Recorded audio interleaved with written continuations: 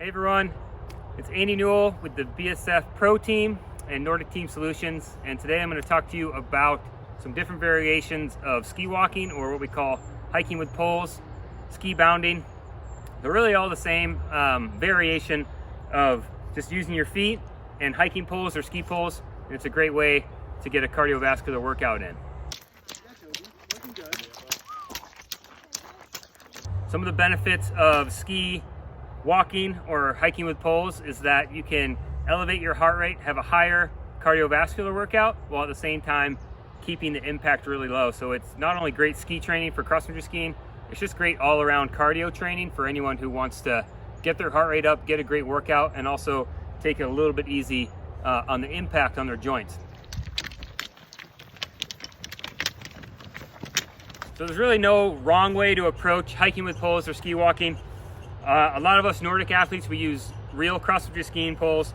And for this, I like the pole to come up to about armpit height, is usually the best height for most athletes. You can also just use your alpine poles or ski touring poles.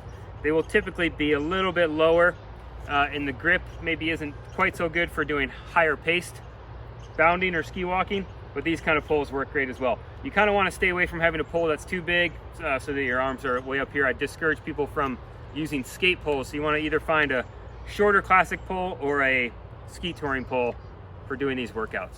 The best kind of terrain for a ski hiking or bounding walking with poles workout is kind of rolling terrain or all uphill terrain. We often go to Mount Ellis. That's a great place to do it, where you can kind of hike up the road.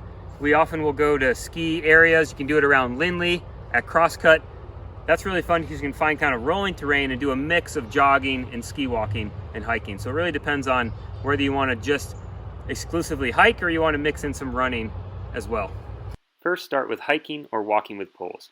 Here my timing is simply opposite arm, opposite leg, and I'm turning a regular hike into an all-body workout.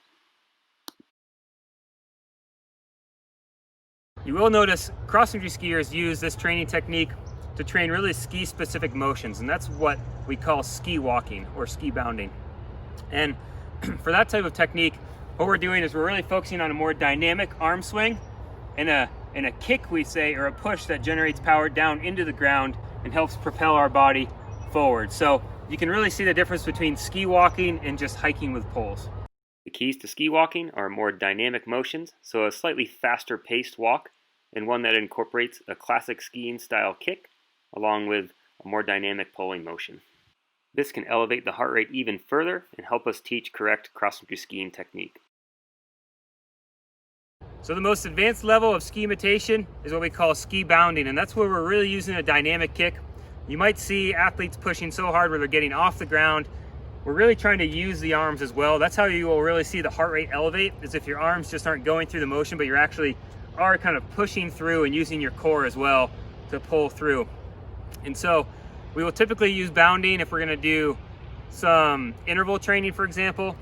A great interval session, if you want to focus on your threshold, would be doing like 3 by 10 minutes, mixing ski bounding and walking together. Or if you want to do 4 by 4 minutes of a race pace interval, for example, that's a great opportunity to use bounding and really train your aerobic capacity.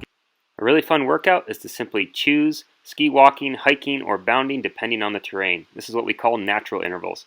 So you can sometimes jog the flats, hike with poles where it gets steeper, maybe incorporate a bound or a ski walk as terrain flattens out. This is a great way to stay mentally engaged and read the terrain in front of you. It also is a perfect way to get a quality aerobic workout.